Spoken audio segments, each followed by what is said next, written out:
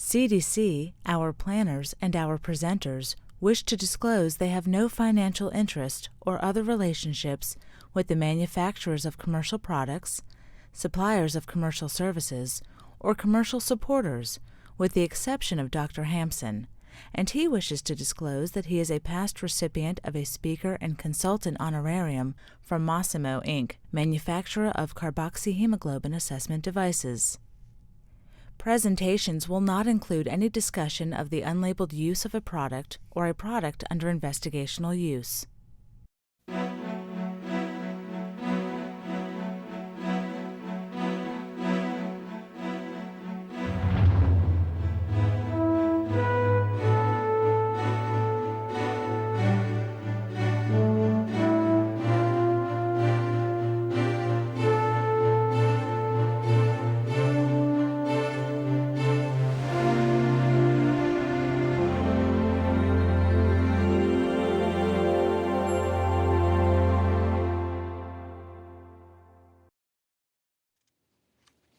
Hello, and welcome to Carbon Monoxide Poisoning Prevention Clinical Education.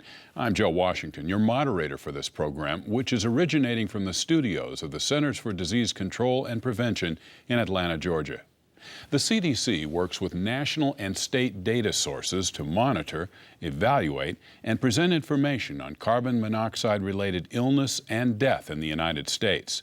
It also monitors and evaluates surveillance data on carbon monoxide-related illness and death, and works with state and local agencies to respond to carbon monoxide-related issues.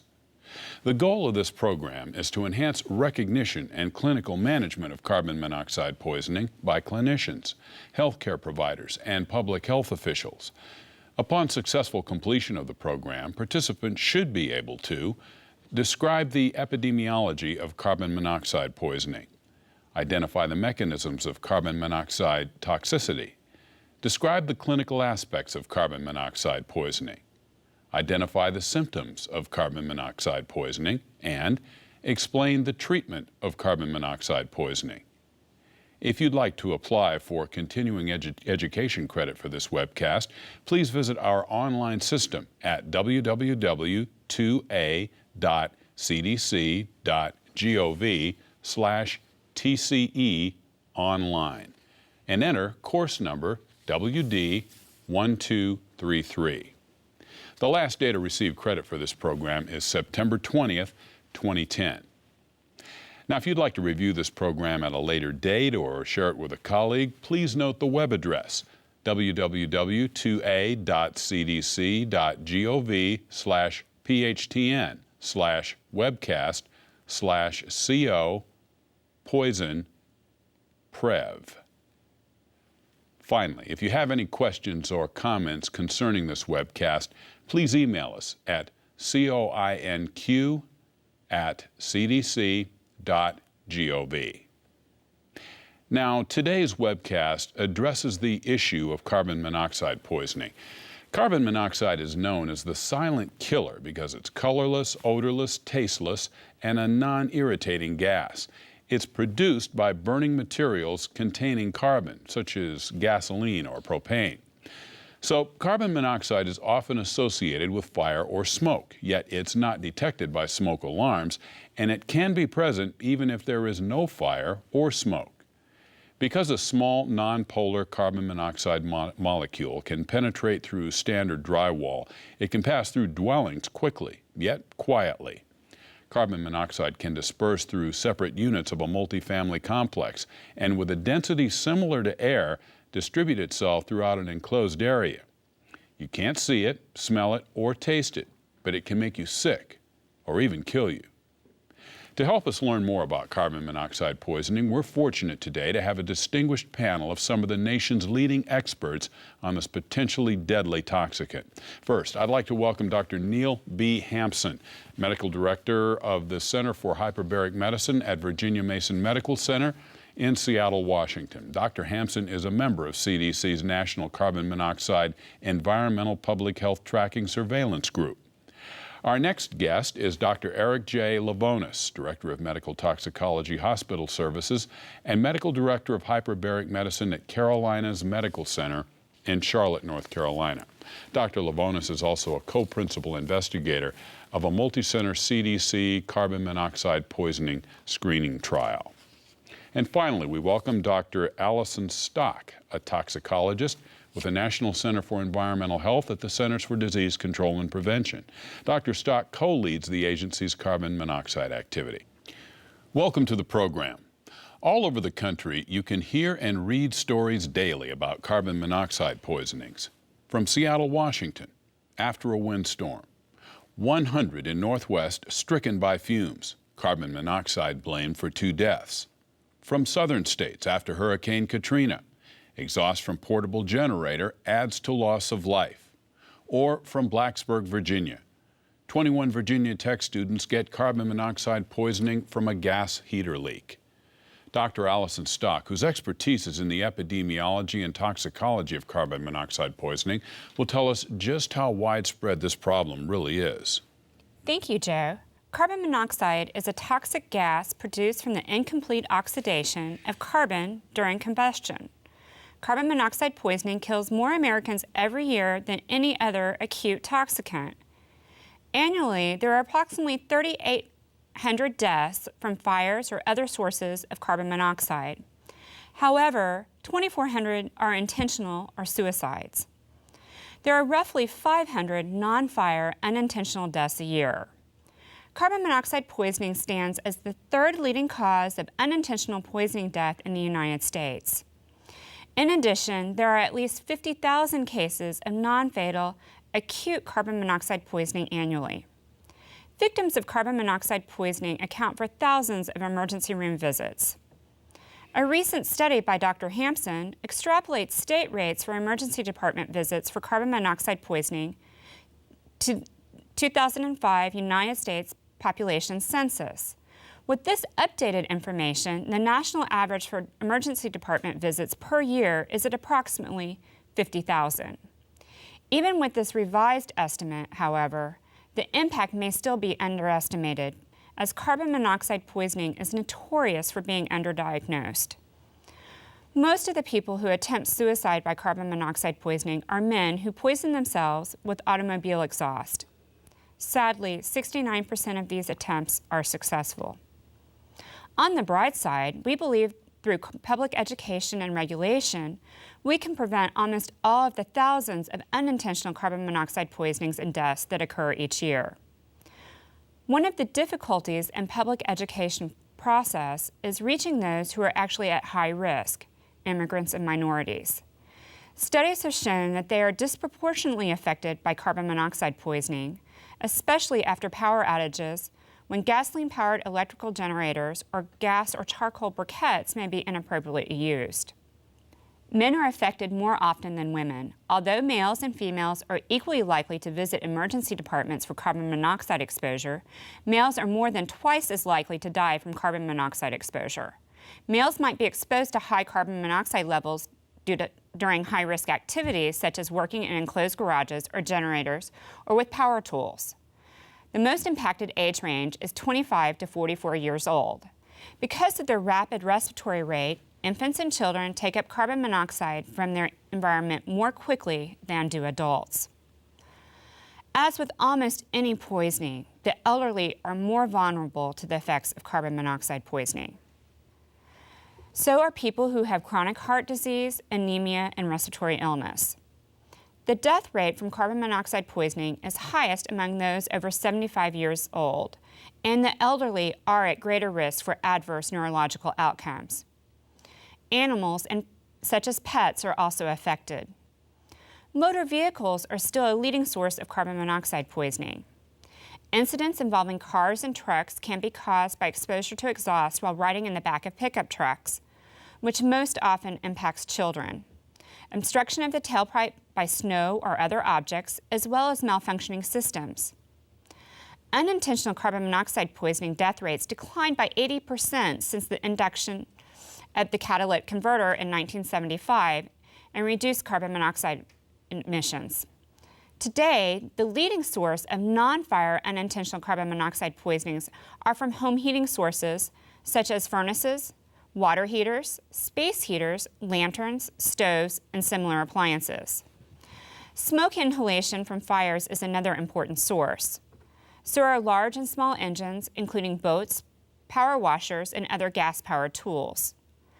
Carbon monoxide poisonings most often occur in enclosed or semi-enclosed environments where the carbon monoxide can build up. However, poisonings can also happen in the open air.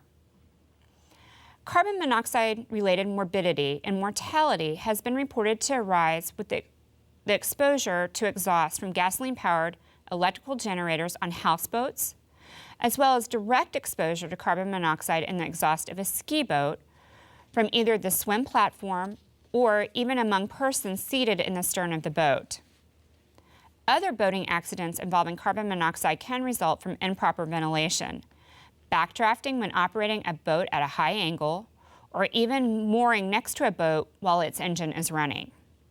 Some poisonings are job-related. Employees may be exposed to carbon monoxide through work with combustion engines or combustible gases, propane-fueled forklifts, and plants producing formaldehyde or coke, at steel foundries or pulp mills, or at the scene of a fire. From the headlines Joe mentioned, however, you can see that carbon monoxide poisoning makes the news most often after a power outage, when loss of electrical power leads to increased use of gasoline-powered generators, kerosene space heaters, charcoal and hibachi grills, propane stoves, and charcoal briquettes for both cooking and heating indoors. The use of these alternative fuels and heating devices may be exacerbated by the use of plastic film or other devices designed to cut air circulation between the inside and outside. The location of the generator is a key factor. Those who suffer carbon monoxide poisoning are most often exposed to a generator kept in a garage, under a deck, near a window, in a shed, in a carport, or in a basement. Except for space heaters, none of those devices should ever be used inside the home, even in the basement or garage, in a camper or tent, or even outside near an open window. Carbon monoxide poisoning is seasonal and can vary by the region of the country. Over 80% of the carbon monoxide deaths are from home heating sources such as gas furnaces. As you would expect, in the northern region of the country, most carbon monoxide poisoning cases occur during the winter heating season, when there is a greater use for furnaces, charcoal briquettes, and generators.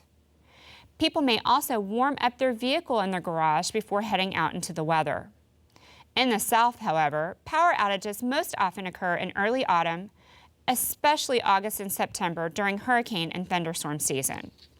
CDC investigators in Alabama and Texas following Hurricane Katrina in 2005 found 27 incidences of carbon monoxide poisoning, resulting in 78 non-fatal cases and 10 deaths.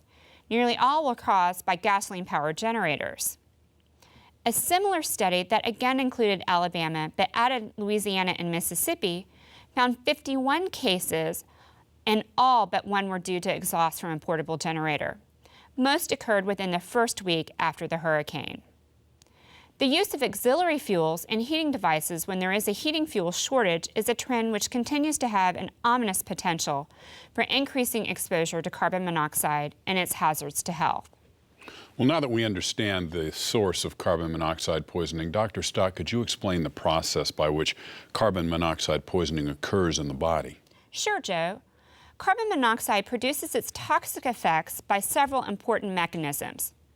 Carbon monoxide enters the body through the lungs, where it binds reversibly to hemoglobin, the principal oxygen-carrying compound in the blood, and in the process, it reduces the blood's oxygen-carrying capacity.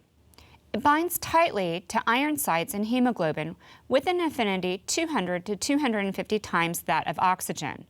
This enhanced affinity and impaired oxygen binding is referred to as the Haldane effect. When carbon monoxide binds to hemoglobin, it produces carboxyhemoglobin, which inhibits the transport, delivery, and utilization of oxygen. The levels of oxygen normally released to the tissues are decreased. Blood oxygen content is decreased in carbon monoxide poisoning, resulting in tissue hypoxic injury. Carbon monoxide also produces tissue toxicity from its avid binding to intracellular proteins such as myoglobin, the cytochrome A3 complex or cytochrome oxidase of the mitochondrial respiratory chain, and guanylate cyclase. When carbon monoxide binds to myoglobin, it impairs the ability of certain tissues such as the heart to take up oxygen. Myoglobin's affinity for carbon monoxide is approximately 30 to 60 times greater than that for oxygen. Binding of carbon monoxide to cytochrome oxidases disrupts cellular respiration and oxygen utilization in all tissues, including the brain. This binding interferes with the aerobic metabolism and efficient adenosine triphosphate, or ATP, synthesis. Cells respond by switching to anaerobic metabolism, causing a lack of energy supply, lactic acidosis, and eventually cell death. Carbon monoxide causes endothelial cells and platelets to release nitric oxide and the formation of nitric oxide-derived oxidants such as peroxynitrate. This results in endothelial injury and leukocyte sequestration. The end result is lipid peroxidation by neutrophils, degradation of unsaturated fatty acids, which can cause delayed demyelinization in the white matter in the central nervous system, causing cellular swelling and cell and tissue death in certain areas within the brain. The brain damage that occurs after recovery from acute poisoning may result in cognitive defects affecting memory, learning, and movement. These delayed neurological effects may develop over days to weeks following the initial acute poisonings. Thank you, Dr. Stock, for covering the epidemiology, demographics, and etiology of carbon monoxide poisoning. Now, we now turn to Dr. Lavonis, an emergency room physician, to give us a detailed look at how to diagnose carbon monoxide poisoning in various populations. Thank you, Joe. The signs and symptoms of carbon monoxide poisoning are variable and nonspecific, so that unfortunately many cases go undiagnosed. One study estimates that the rate of misdiagnosis is as high as 30%. The most common symptoms in victims of carbon monoxide poisoning are headache, dizziness, fatigue, nausea or vomiting, trouble thinking, diarrhea, weakness, and shortness of breath. Unfortunately, these symptoms can also point to viral illness, a benign headache, or gastroenteritis. In fact, food poisoning was found to be the most common misdiagnosis in one study. Some older reports, primarily from autopsy findings, reported that carbon monoxide poisoning causes cherry red discoloration of the skin. In fact, this almost never occurs. Cherry red skin is rarely noted, even in the most severe cases of carbon monoxide poisoning. But there are some red flags. Some red flags that should raise the provider's attention to do further testing for carbon monoxide poisoning. First, if a patient complains of headache, nausea, vomiting, or other common symptoms that could be due to a viral syndrome or carbon monoxide poisoning, but does not have a fever, carbon monoxide poisoning should be considered. With a focused history, exposure to a carbon monoxide source may become apparent. In addition, if a group of patients presents with similar complaints, particularly if no fever is present, carbon monoxide poisoning should be suspected. Severe carbon monoxide poisoning is less difficult to diagnose. In addition to symptoms, patient developed hard signs of neurologic, cardiovascular, and pulmonary dysfunction. For example, in addition to headache and subjective trouble thinking, patients may show confusion, slowed thought processing, irritability, ataxia, seizures, or loss of consciousness. Cardiovascular involvement may result in hypotension, arrhythmias, and even myocardial ischemia or infarction. Respiratory distress might include pulmonary edema, tachypnea, or respiratory arrest. In general, any organ in the body can be affected by carbon monoxide poisoning. Unfortunately, people who are sleeping or intoxicated from drugs or alcohol can die from carbon monoxide poisoning before ever exhibiting symptoms. So, Dr. Lavonis, with carbon monoxide poisoning being difficult to diagnose, can you give us some insight on diagnostic testing available to rule out or confirm the diagnosis? I'd be happy to, Joe. The diagnosis of carbon monoxide poisoning is based on a suggestive history and physical findings coupled with confirmatory testing. Patients should be examined for other conditions, including smoke inhalation, trauma, medical illness, or intoxication. Women of childbearing age who are thought to have carbon monoxide poisoning should have a pregnancy test. A neurological examination should include an assessment of cognitive function. For routine clinical use, a mini mental status exam, which takes only 5 to 7 minutes, is adequate. However, there are some special neuropsychological batteries that have been developed to detect the subtle impairment in carbon monoxide poisoning victims that could be missed by routine neurological testing. These tests can be somewhat cumbersome. They require 30 to 45 minutes to perform. They must be administered in a quiet area. The patient must be literate and fluent in English and over age 15. For these reasons, most clinicians simply use a good detailed neurologic examination along with an assessment of cognitive function. Now, appropriate and prompt diagnostic testing is very important. The key to confirming the diagnosis is measuring the patient's carboxyhemoglobin level. It's important to know how much time has elapsed since the patient has left the toxic environment, because that will impact the carboxyhemoglobin level. If the patient has been breathing normal room air for several hours, carboxyhemoglobin testing may be less useful. An elevated carboxyhemoglobin level, which is defined as greater than 2% for non-smokers or greater than 9% for smokers, strongly supports exposure to carbon monoxide poisoning and the diagnosis of carbon monoxide poisoning. An elevated blood carboxyhemoglobin level can advance a case from probable, based on clinical findings, to confirmed. Carbon monoxide levels can be tested either in whole blood or in exhaled air. Blood should be collected in a closed, heparinized container and sent to the lab. If there are several patients from the same environment, often only the most seriously affected need to be tested. Getting lab results can take a significant amount of time, even more so if the lab is outside the hospital. That delay can be detrimental. The most common technology available in hospital laboratories for analyzing the blood is the multiple wavelength spectrophotometer, also known as the co-oximeter. It measures carboxyhemoglobin as a percentage of total hemoglobin. Because a lab co-oximeter can cost $20,000 or more, not all hospital laboratories have them. Most lab co-oximeters can be used to measure arterial blood gases. This leads to the common misconception that carboxyhemoglobin should be measured in arterial blood. This is not necessary and subjects patients to unnecessary risks and the pain associated with arterial puncture. Venous samples are just as good. Venous blood can be placed into a blood gas syringe or any heparin-containing blood sample tube and analyzed on the co-oximeter. The levels in venous and arterial samples are equivalent. If carboxyhemoglobin measurement is unavailable in the treating facility, the patient suspected of having carbon monoxide poisoning may be acutely transferred to a facility where testing is available. It's suggested that a blood sample be drawn first and sent with the patient to the receiving hospital. Recent data reported by Dr. Hampson indicates that human blood stored in vials containing the anticoagulant heparin remains stable. In fact, carboxyhemoglobin levels in whole blood samples with heparin are stable with or without refrigeration for up to 4 weeks, whether the vial is shipped or transported with the patient. While we don't recommend shipping the blood sample because of the time delay, we do recognize that it does happen. The conventional 2-wavelength pulse oximeter is not accurate when carboxyhemoglobin is present. Recently, the Food and Drug Administration approved a 4-wavelength pulse oximeter that solves this problem. In addition to measuring heart rate and oxygen saturation, this new device also measures carboxyhemoglobin levels, all in just a few seconds. We're hoping that this new technology will bring the capability to measure carboxyhemoglobin levels to more hospitals. This would speed diagnosis, reduce the number of misdiagnosed cases, and reduce the need to send out lab samples for analysis. While carboxyhemoglobin levels do confirm the diagnosis of carbon monoxide poisoning, it's very important to note that severity of illness, rather than carboxyhemoglobin levels, should be used to determine the type and intensity of treatment.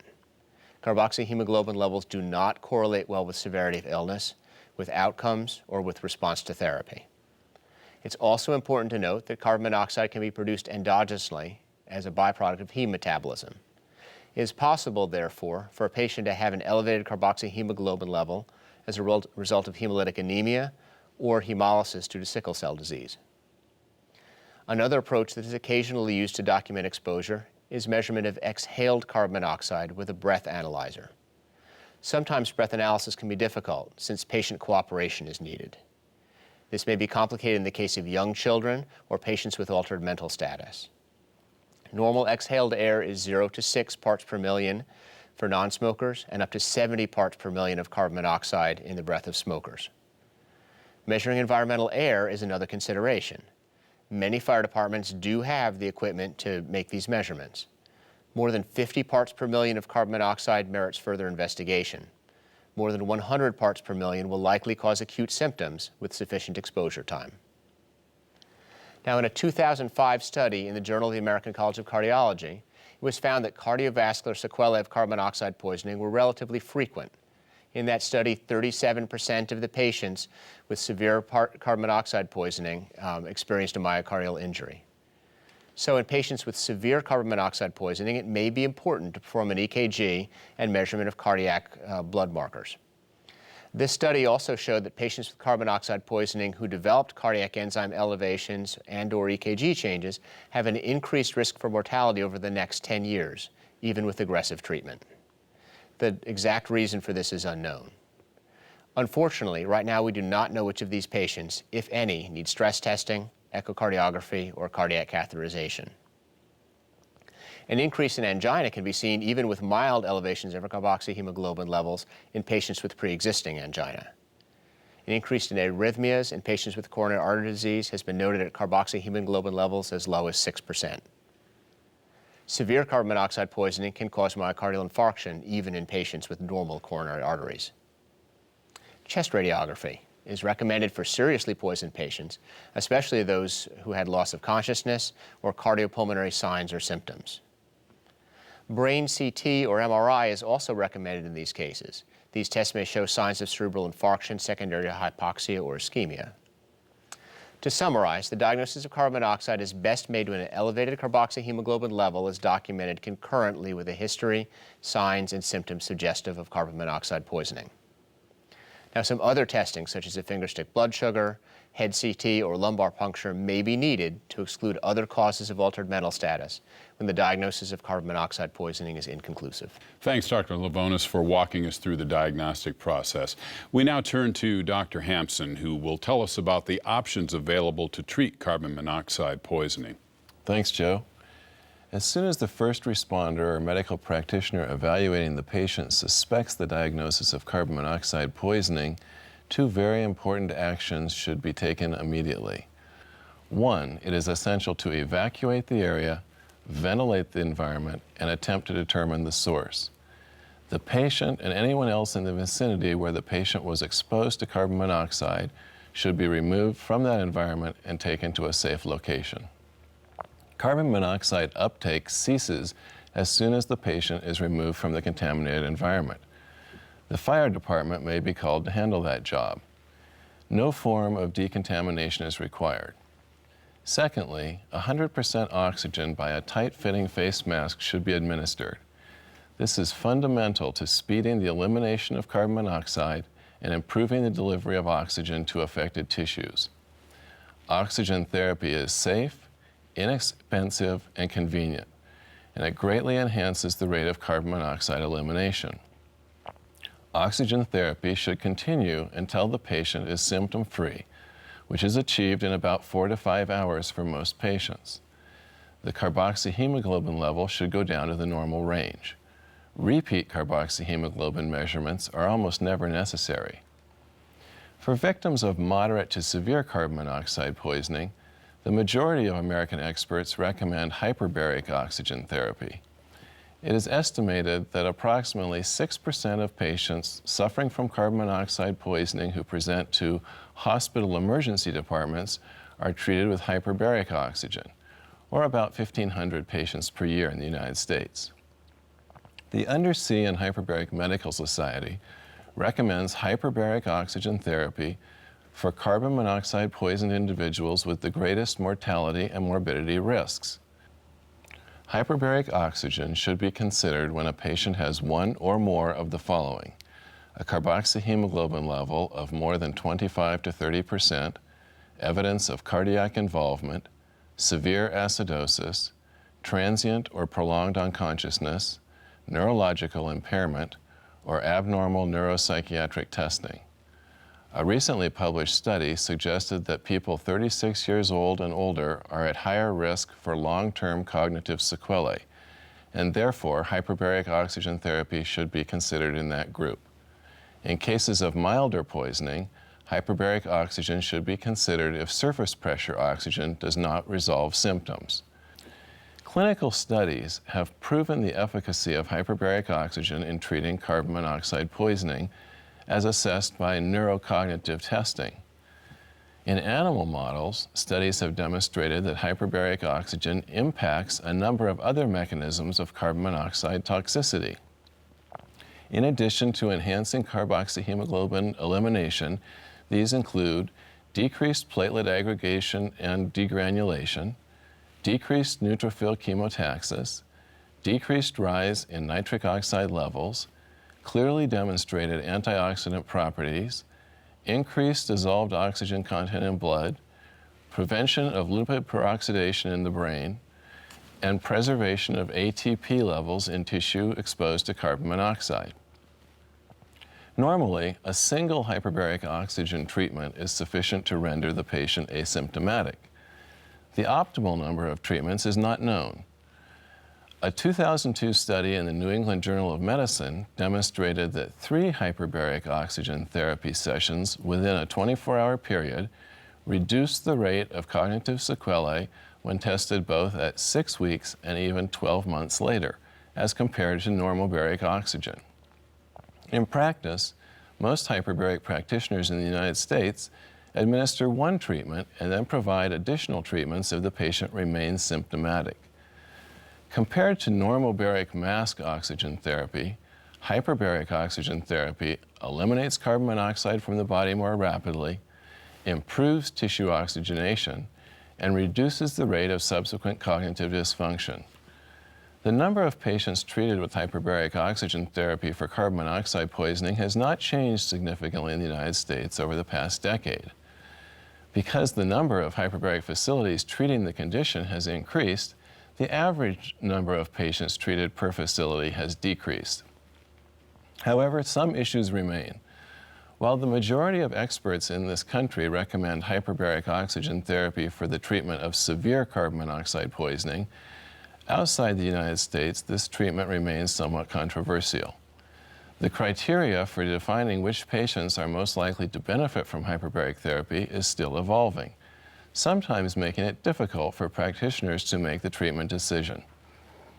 Further complicating the matter is that most hospitals don't have hyperbaric oxygen treatment facilities. As a result, there can be logistical issues related to transfer as well as added expense. Therefore, we would advise practitioners considering hyperbaric oxygen therapy to consult with their local experts in making that decision. Hyperbaric oxygen is the treatment of choice for pregnant women with carbon monoxide poisoning, even if they are less severely poisoned. Hyperbaric oxygen is safe to administer, and international consensus favors it as part of a more aggressive role in treating pregnant women. Carbon monoxide moves slowly across the placenta, thus its elimination from both the mother and the fetus takes roughly twice as long. If mask oxygen is used, the duration should be doubled. It is suspected that the fetus may be more susceptible to carbon monoxide poisoning, and that miscarriage might result from carbon monoxide poisoning. Generally, patients with carbon monoxide poisoning can be released from the hospital after 4 to 6 hours of oxygen therapy if they are neurologically normal, have no more than mild symptoms, and have no other unmet medical or psychiatric needs. However, the long-term outcomes are still uncertain. In one prospective study, 33% of patients not treated with hyperbaric oxygen had cognitive sequelae, and 18% had sequelae despite treatment with hyperbaric oxygen. In addition, 43% of poisoned patients exhibited affective problems 1 year following poisoning. It also appears that cardiac injury at the time of poisoning is associated with an increased risk of mortality over the following 10 years. All discharged patients should be warned of possible delayed neurological complications and given instructions on what to do if these occur. Follow-up should include a repeat medical and neurological examination in 1 or 2 weeks. Most patients, but not all, will resolve to normal. For some, it will take weeks, for others months. But thousands of carbon monoxide poison patients will develop lasting signs of brain injury, most commonly cognitive and personality changes, and some may even develop Parkinsonism. Researchers are working to develop antidotes other than hyperbaric oxygen that can prevent brain injury from carbon monoxide poisoning. They are focusing on drugs and chemicals that block the production of nitric oxide, or that interfere with the biological process of apoptosis. Apoptosis is a controlled dying back of undesired cells. It's a natural process. For example, it is through apoptosis that the webbed hands and gill slits that we all had during fetal development go away before we are born. Carbon monoxide poisoning triggers apoptosis in brain cells, and apoptosis inhibitors protect against carbon monoxide poisoning in laboratory animals. Although most of these chemicals are too toxic to use in man, several do show promise. Research is ongoing, and we are hopeful of adding new treatment methods to our arsenal. Thank you, Dr. Hampson, for summarizing the treatment options for carbon monoxide poisoning and the issues surrounding them. Now, as public health officials and practitioners who see the potentially devastating effects of carbon monoxide poisoning, I'm sure you'd like to know what can be done to prevent this problem. We've asked Dr. Lebonis to give us some insights into steps that can be taken to prevent carbon monoxide poisoning. Thank you, Joe. The vast majority of carbon monoxide poisoning cases are non-fatal. Even when appropriately treated, however, carbon monoxide poisoning may result in significant sequelae. Therefore, prevention is extremely important. Dr. Hampson emphasized that when carbon monoxide poisoning case is confirmed, one of the first courses of action is to find the source and to remove everyone from the environment. That action, along with an active search for secondary cases, is critical to prevention. It is a red flag that signals an emergency that requires immediate action. Since we recognize many of the sources of carbon monoxide poisoning and the time of year when they most often occur in various regions, it makes sense to target public education programs. Storm-related carbon monoxide poisonings are common, predictable, and likely very preventable. Public service messages in local media can be tied to the appropriate season, such as before and during cold weather, when indoor heating is most often used, or in the peak season for storms. TV weather channels and reporters should be educated in advance to include warnings about carbon monoxide exposure risks as storms approach. This is a valuable public service. Radio broadcasts are most effective, especially when the electricity goes out and people are either stranded in cars or using battery-powered radios at home.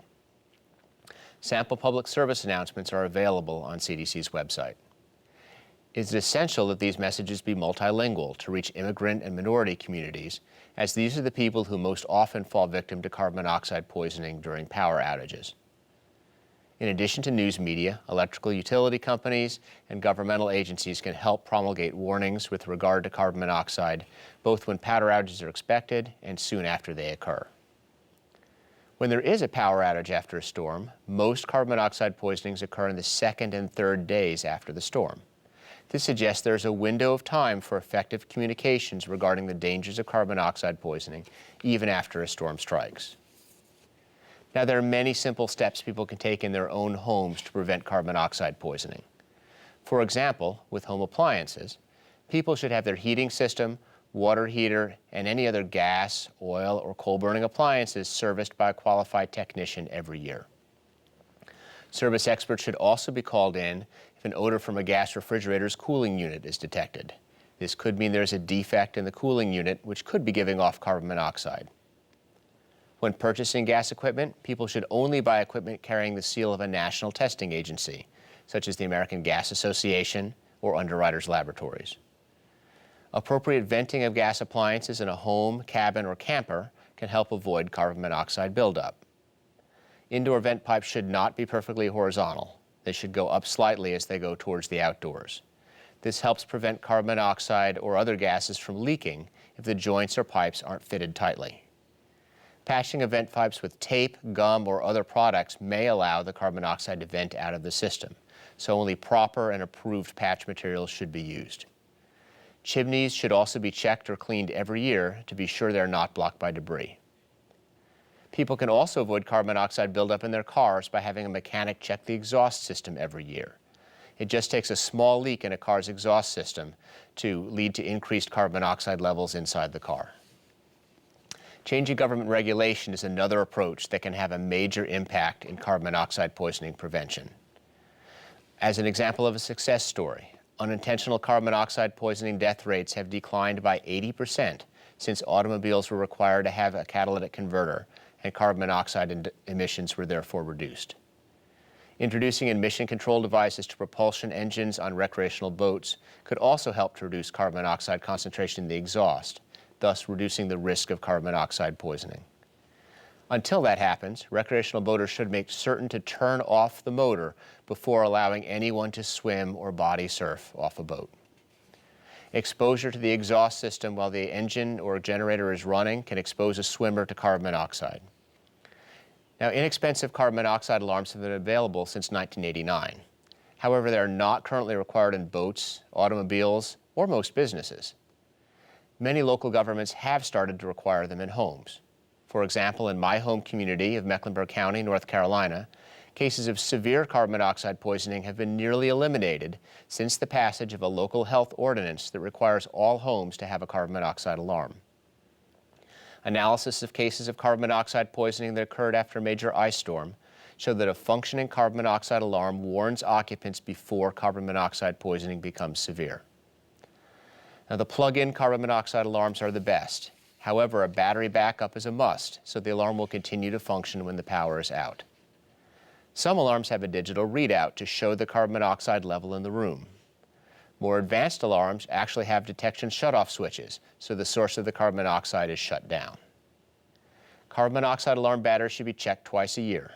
An easy reminder is when changing the clocks during the fall and spring. Batteries should be replaced at least yearly. When a carbon monoxide alarm goes off, residents should leave the area immediately and telephone 911. There is no home therapy for carbon monoxide poisoning. People who have symptoms of carbon monoxide poisoning that do not resolve after a few minutes in fresh air should seek medical attention in an emergency department. With or without regulation, it is important to recommend that people place carbon monoxide alarms in locations where carbon monoxide is produced. Through public education, 93% of homes today have smoke alarms, yet most do not have carbon monoxide alarms. The most important place to keep a carbon monoxide alarm in your home is near the bedrooms, where it can awaken people from sleep if carbon monoxide is in the vicinity. In larger homes, additional alarms should be placed on each level. Because carbon monoxide levels are about the same from floor to ceiling, it is perfectly okay to use a combination smoke and carbon monoxide alarm, or to use a standalone carbon monoxide alarm that plugs into the wall at ankle level. They both do the job well. However, placing the alarm very close to a furnace or garage may lead to false alarms. An ideal location is nearby, somewhere in between the carbon monoxide source and occupied areas of the home. A few states and municipalities have enacted laws and ordinances to prevent carbon monoxide poisoning at hotels, motels, and resorts. New Jersey, for example, requires carbon monoxide alarms to be either placed in each guest unit with an individual or central monitoring system, or in areas adjacent to rooms containing fuel-burning appliances. While smoke alarms were mandated in every U.S. guest room in 1990, carbon monoxide alarms were not. Portable alarms are available for travelers to carry with them to their hotel. Information and education is always more effective when the person you are trying to reach has a need to know. This is why product information at the point of sale is so important. Studies show the most common reason for hazardous use of carbon monoxide creating products is ignorance about carbon monoxide exposure. Yet, if you see the products on the store shelves, it is rare to see an accompanying warning sign about the potential for carbon monoxide poisoning. Labeling on the individual product is desirable. For generators, the label of the underwriter's laboratories indicates the product meets their safety standards. In addition, pictogram warning labels are helpful to reach non-English speakers. Samples of this format are available on the CDC's website. Although people should always read the owner's manual of any appliance and follow its instructions, we know this sometimes does not occur. The issue of language is once again a factor. An even better solution to the issue of carbon monoxide poisoning would be if generators were engineered so they could be used in the wet outdoors, placed far enough from building air intakes, and produce as little carbon monoxide as possible. Having carbon monoxide sensors tied to a cutoff switch would be ideal, but that type of technology poses challenges. Hopefully these changes will occur in the near future, because they do have the potential to help prevent many carbon monoxide poisoning cases. A decline in deaths in this country due to charcoal-related carbon monoxide poisoning was reported by the U.S. Consumer Product Safety Commission when they revised the warning label on charcoal briquettes in 1998. Thank you, Dr. Lebonis, for bringing to our attention some of the ways that people interested in public health can work towards the prevention of carbon monoxide poisoning. And thank you to our viewing audience for your attention during this webcast. Now, we've attempted to provide you with a solid background on carbon monoxide poisoning. We started with an explanation of it and how it works, and gave you an overview of who most often falls victim to carbon monoxide poisoning. We've also tried to emphasize the importance of being alert to carbon monoxide poisoning symptoms when making a diagnosis and explained some of the latest treatment options. We concluded with some insight into how carbon monoxide poisoning can be prevented. Now, resources for professionals interested in addressing the issue of carbon monoxide poisoning in their community are available online from the Centers for Disease Control. Educational materials, including flyers, prevention guidelines, frequently asked questions, and checklists may be downloaded from the website.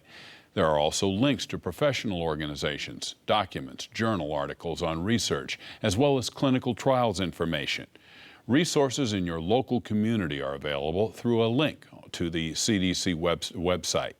Now, if you'd like to review this program at a later date or share it with a colleague, please note the web address, www.cdc.gov/phtn/webcast/co-poison-prev. Also, if you'd like to apply for continuing education credit, please visit our online system at www.cdc.gov/TCE-online and enter course number WD1233. Finally, I'd like to thank our guests, Drs. Neil Hampson, Eric Lebonis, and Allison Stock, for sharing their informative presentations on today's program. That brings us to the close of Carbon Monoxide Poisoning Prevention Clinical Education. I'm Joe Washington, and it's been my pleasure to be your moderator today. Goodbye.